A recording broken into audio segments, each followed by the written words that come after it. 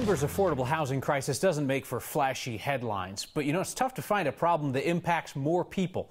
And we heard from a ton of you after we showed yesterday that the mayor's new promise of 400 low-income apartments is more like an idea for 400 new units. And a bunch of you offered your 2 cents, which is actually an interesting way to think about the crisis. So let's say that Denver needs $1's worth of affordable housing. The mayor's promise, if it ever happens, is actually a bit less than 2 cents worth. Affordable housing is essentially a math problem for renters and homeowners, and it's also a math problem for the city, which estimates there's a need for 21,000 affordable housing units. This vague proposal to round up 400 of them is 1.9% of the need. Denver used to have a requirement that large new condo projects had to be 10% affordable housing, but that was abandoned in January. Developers were just using buyout options to avoid building homes for regular folks. Rent control is a suggestion that you'll hear from time to time, but that's been banned in Colorado since 1981. So with a problem so complex, it's tough to criticize any proposed solution, even if it is just a few pennies worth. One more uncomfortable fact to consider that gives you an idea of just how in demand every single unit of affordable housing will be. So say the city does find its 400 units. There are 52,000 families in Denver that would qualify. Terry Makita was found not guilty this afternoon. Who's that, you say? Well, allow me to refresh your memory with a little snapshot. Colorado shirtless sheriff from El Paso County. He was acquitted on 3 counts, and the jury hung on the rest. So in all the swirl of scandal around former Sheriff Makita, the suggestions of sex with subordinates, the shirtless selfies, the improper influence in the sheriff's office, it was an allegation that he tried to provide some cover for a deputy who got in trouble that took him to trial, where today he walks, perhaps not clothed in honor, but at least fully clothed. It was humans. Forest Service says the Peak 2 fire that burned near Breckenridge was caused by people on the Colorado Trail last Wednesday. So while investigators try to find those hikers, that fire is slowly petering out. It's now 85% contained. Give Congressman Ed Perlmutter points for honesty. He's dropping out of a governor's race. He acknowledges he's not sure he could win, and he's leaving a Congress that he admits is broken. The Democrat made it official today. Spoke with our Marshall Zellinger. I've been really debating this the last few weeks, whether, because part of me feels very, emphatic about serving the public, serving Colorado, serving hardworking Coloradans, and part of me saying, is there enough gas in the tank to do a statewide run and fulfill my commitment to the people of the 7th Congressional District? I like to have a spring in my step. I like to smile. I like to be the happy warrior, and I could see that wasn't me. I could feel myself just getting a little long-faced. My health is great. My wife's health is good. Yeah, thank you. Because some people have worried about that. But trying to do it all, I'm not quite the Superman I thought I was. We'll leave it to the one candidate who's no longer running to break news today about how much he raised in the second quarter of 2017. Those reports are due on Monday, but Perlmutter revealed $350,000 raised, but he didn't say how much cash he still had on hand. Well, here's some info you may not know. For the governor's race, you can contribute $575 for the primary and then another $575 for the general election. Why $575? Because voters approved $500 that adjusts with inflation. So what happens to the money you donated when your candidate is no longer a candidate? We'll net out our expenses from what's in the account, and then we'll do a pro rata refund. Now, we haven't quite figured out.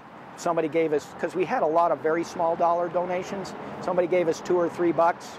I haven't quite figured that out. We'll get through the mechanics of that, but there'll be a refund to the people who've donated to us. Almost like a money-back guarantee with a restocking fee deducted. Now, the fundraising reports from April to June, as I said, are due Monday. Sometimes campaigns like to tout their finances ahead of time. Not so in this race. I reached out to a half-dozen Democratic and Republican candidates who are saving the big reveal for next week, including one candidate who seemed miffed. I called him on his personal cell phone, which was posted on a campaign news release. A call I'm sure you were happy to make. Okay. So while Marshall was doing hard work earlier, I was out having a beer with our political analyst, Democrat Ian Silveri and Republican Kelly Maher. We were working on this other project, which involves beer. But while we were there and the cameras were there, we talked about whether being rich is now a requirement to win statewide office. Money in Colorado politics. So on the Republican side, we're going to have 2, maybe 3 self-funders, successful businessmen who bring a lot of money to the table. Sure. We've got Jared Polis in the Democratic race. Is that just how it works now? I mean, it's possible that that's how it works now.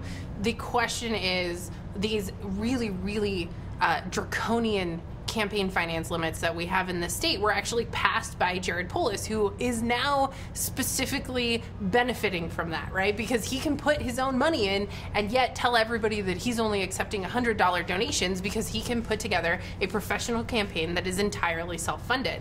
And so that becomes a problem for anybody else. The barrier to entry to run for office, particularly statewide, where TV is very expensive, except on 9 News, is really a problem. I mean, it's sort of a scary thing, right? Because all of a sudden you're looking at the map of the country, there's 50 states that each have a governor, and all of a sudden maybe a bunch of other billionaires get an idea, maybe I should be governor too, right? Like, so they can write their own check, no matter how big, no matter when it happens, they can just decide that they're gonna become governor, and they can write a $30 million check and outspend any other candidate in the field. So I think it might be a paradigm shift, like Kelly said, for the whole country. But at the end of the day, we as a nation hate the way campaigns are funded right now. No one likes the status quo except for maybe some big donors. So maybe it'll start a conversation about comprehensive campaign finance reform, which I'm all for. Guys, thank you for this conversation. Cheers. Ian, you need to redistribute some of your beer to Kelly here. Oh, yes. No. Wrong beer. No. Yeah. It's a good time to mention that the A-Line is always a safe alternative to driving if you want to grab a drink downtown before you head out to catch a flight. But is the transit plane working today? It is. Cheers, A-Line. Way to be. We're not anti-public transit around here. We just want it to work, just like you, including the guy who sent us a picture of the world's saddest bus stop in Aurora. Our Anastasia Bolton grew up in the Soviet Union, so she says she has seen some decrepit public transportation, and this ranks right up there. I didn't see it until I was riding by and almost ran into it on my bike. Call it American ingenuity. I just laughed and said, really? Is that real? Eric Adolph isn't sure what to call it. It's made out of 2 different colored cinder blocks and looks like just a piece of old fence wood. Eric can tell us what this is trying to be. A bus stop bench. I think this is an example of people being creative. Who wants to sit on the ground anyway, especially where you can see how the other side lives or waits for the bus? Right across the street, civilized. Eric tweeted a picture of this to RTD and the city of Aurora. I don't think it needs to be anything fancy. I don't think there need to be sculptures or artwork or anything like that. But just a single metal bench would suffice. But putting up a bench isn't as easy as one would think. RTD doesn't install benches and has a limited budget for shelters. A new one of those runs $10 grand. Aurora has a contract with a media company called Outfront Media. Generally, they decide where the bench goes. So could Eric get a real bench at Alameda and South Lansing? Maybe. It wouldn't even be for him. He's asking for a friend. A bench would be fantastic. For next, I'm Anastasia Bolton. It's kind of sad looking though, right? Late today, Aurora got back to us and said that there used to be a real bench there. The city tells us that Outfront Media removed it last year. Aurora's going to circle back and see maybe they could put in a new bench instead of the cinder blocks. If you've ever wondered how they build a ski lift, the answer is helicopters. She's not just flying a kite, she's celebrating a very Colorado accomplishment. I would bet you've heard that Denver has more than its fair share of men. Is Menver a myth? We'll settle it next. The most Colorado thing we saw today involves a 7-year-old named Piper, whose family has a tradition uniquely suited to our state. Each time they hike or they four-wheel up and over a new mountain pass, Piper gets a few minutes to fly her kite in celebration of their exploration.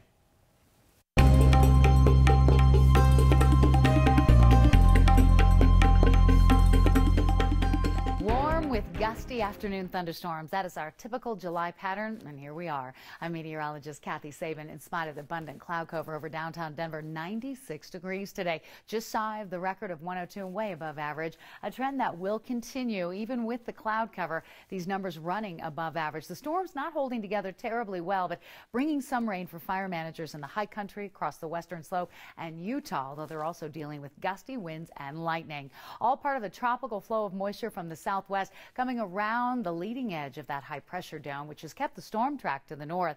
With that moisture plume basically west of the metro area, that's where we have the best chance for heavy rain from slow moving storms the majority of this week. But still, the moisture is there. One or two could move over the city between now and the end of the week, and you could get some beneficial moisture. Tonight, probably more wind and lightning than anything else, with mild lows in the mid-60s, complements of that extensive cloud cover. Start off with sunshine, go partly sunny in the afternoon, another round of storms, and maybe just shy of 90 tomorrow. You probably feel that. Heading into the second half of the week, temperatures will be cooler before high pressure brings us back into the mid and upper 90s on Sunday, Monday, and Tuesday. In some areas, seeing some rain. And what have you, Kyle, up at the Rocky Mountain National Park? Kathy, thanks. So if you're skiing or boarding Keystone next winter and you look and happen to see that the Montezuma Express lift is now 6 wide instead of 4, you have a Black Hawk helicopter to thank for that expansion, and you have our Noel Brennan to thank for showing you how it's done. We've got a Black Hawk helicopter here working on the new Montezuma Express lift. There's free admission and open seating for the show in Keystone. It's windy, it's loud, it's all the helicopter action you would probably expect. The stage is set, the star already basking in the limelight. It's a cool helicopter. Anytime helicopters flying around, they're cool. I thought it looked like kind of like the military ones. That's cool. The helicopters here assisting us today to remove the old cross arms and lift towers. Yeah, I guess these are all ones that they've already brought down. Tina Holton and her daughter Nora. Nora, can you say hi? No. Don't want to miss the opening number. We're waiting. We came like right out of slow time, I guess. Problem is, this show is delayed. Parts of the old chairlift are just too big and heavy to carry. So like the crew that's up there is having to take like more pieces off to make them lighter. And so an audience waits. There's all kinds of people waiting. Not much going on. I just had to start hanging out in the shade once the sun came out. We were just talking about maybe leaving. A good thing came to those who waited. A peek behind the curtain. Nora's going in the pilot seat. And front row seats for takeoff. Sure, the scenes were a little repetitive. Picks up a tower, brings it back, lays it down here in the parking lot, and then goes back and does it again. But this was one memorable show. I could have taken lunch a little earlier, but she really loved it. For Next, I'm Noel Brennan. The Black Hawk will be back in the fall carrying in the new lift towers and the cross arms. The old ones are going to Beaver Creek, and some of them are headed into storage to be used in future lift projects. If Denver truly is Menver, with guys outnumbering ladies on every corner, we should be able to find some numbers to prove that, right? And that hot new brewery, the trendy apartment place, the cool new yoga spot, they sit in what used to be someone's backyard. Telling the story of the city's Northside, next.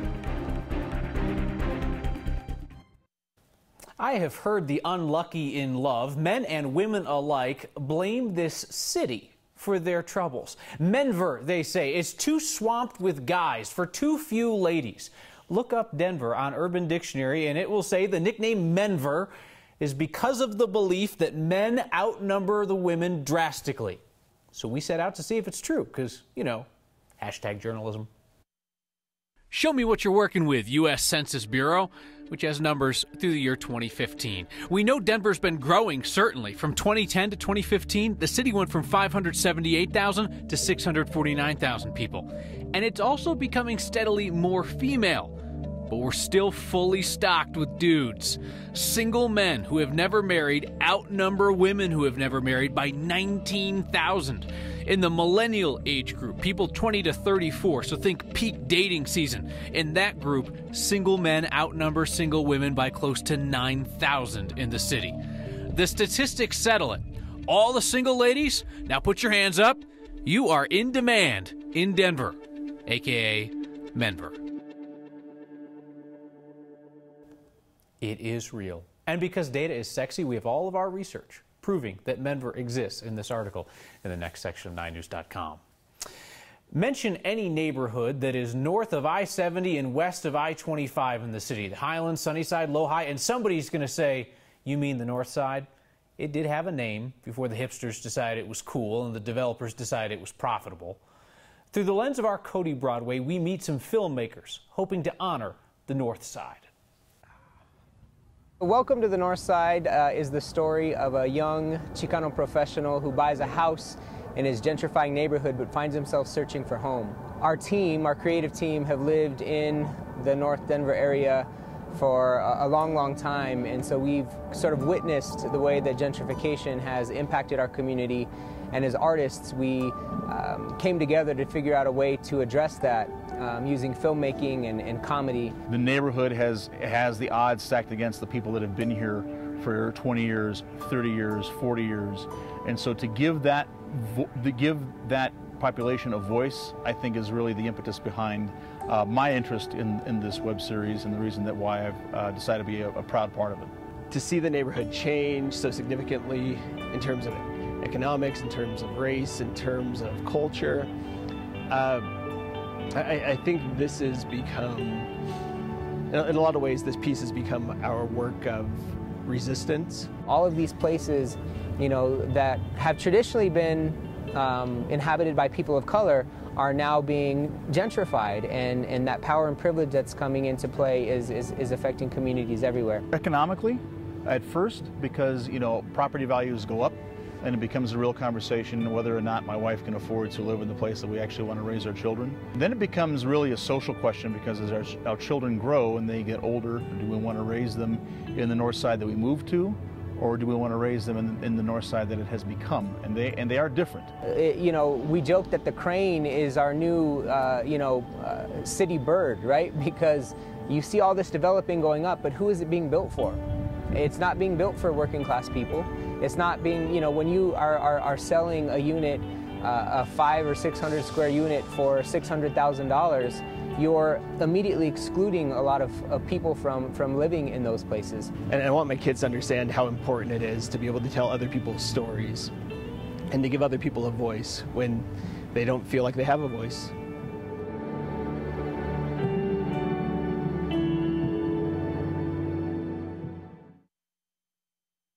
So may I make a recommendation while we're talking about the North Side? Those guys are working on a web series called Welcome to the North Side. It's an episode a month about a guy named Mikey who moves back to his childhood neighborhood and realizes how much it's changed. The first episode premiered at the end of March, and you can find that series on YouTube and Facebook. We've also thrown up a shortcut on the next Facebook page. Some transparency about two weird things that happened on last night's episode. You either caught them or you will next. Full disclosure, Next does not have merch for sale yet. You cannot buy a Next t-shirt. And State Senate Minority Leader Lucia Guzman on the right of the screen was not sporting a Next shirt at a press conference yesterday. That's just where our logo sits on the screen, and it's somehow perfectly lined up dead center on her white t-shirt. That was unintentional, we promise, unlike this. Email next@9news.com or give us a shout with the hashtag #HeyNext. Bless you. I offered an offhand bless you to our camera operator, Mitch, last night. I am told that Mitch's sneeze, while loud in my ear, was not audible to those of you at home. So nearly everybody thought, huh? Except for one viewer named Patrick, who had just sneezed in his living room when the guy in the TV turns and says, bless you, and totally freaked Patrick out. Fear not, everybody. This is a one-way thing. At least for now. Everybody's talking Menver in feedback tonight. My favorite from Leslie, who writes, Menver, where the odds are good, but the goods are odd. See you next time. Is that good?